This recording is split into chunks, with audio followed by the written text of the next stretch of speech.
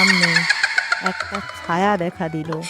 ধীরে ধীরে সেটা মানুষের মতো আকার নিল।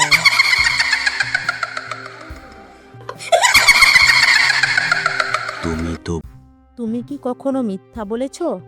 ভাবছো এতে কোনো সমস্যা নেই, কিন্তু যদি সেই মিথ্যার জন্য একদিন তোমার সামনে সত্যি কিছু ভয়ঙ্কর এসে দাঁড়ায়। আজকের গল্প এক ছেলের, যে মজা করতে করতে নিজের জীবনটাই ভয়ঙ্কর করে তুলেছিল। একটা শান্ত গ্রামের মধ্যে থাকতো শুভ। দেখতে সে খুব সাধারণ ছেলে, কিন্তু তার একটা খারাপ অভ্যেস ছিল। সেই সব সময় মিথ্যা বলতো। ওর কথা বিশ্বাস করিস না, সব মিথ্যে বলে। একদিন কিন্তু ও বিপদে পড়বে। কিন্তু শুভ এসব শুনে শুধু হাসতো। বাঁচাও, বাঁচাও, জঙ্গলে ভূত এসেছে।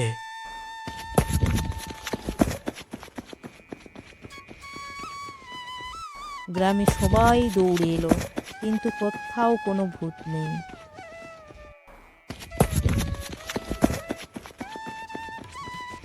আবার মিথ্যা, এবার কিন্তু আর বিশ্বাস করব না। শুভ হেসে উঠল। তার কাছে এটা শুধু একটা মজা ছিল।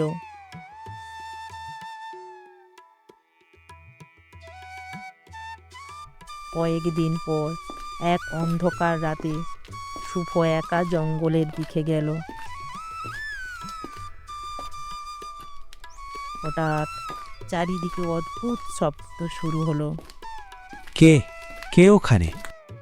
হঠাৎ তার সামনে একটা ছায়া দেখা দিল। ধীরে ধীরে সেটা মানুষের মতো আকার নিল।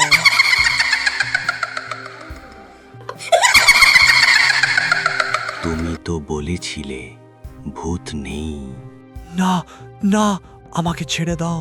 তুমি এতদিন মিথ্যা বলেছ, আজ তোমার সত্যি কথাও কেউ বিশ্বাস করবে না। বাঁচাও, সত্যি বলছি, ভূত এসেছে। কিন্তু গ্রামের কেউ এলো না।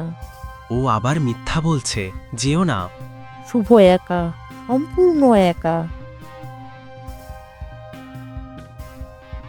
কিছুক্ষণ পর সব শান্ত হয়ে গেল। ভূতটা অদৃশ্য হয়ে গেল। শুভ দৌড়ে গ্রামে ফিরে এলো।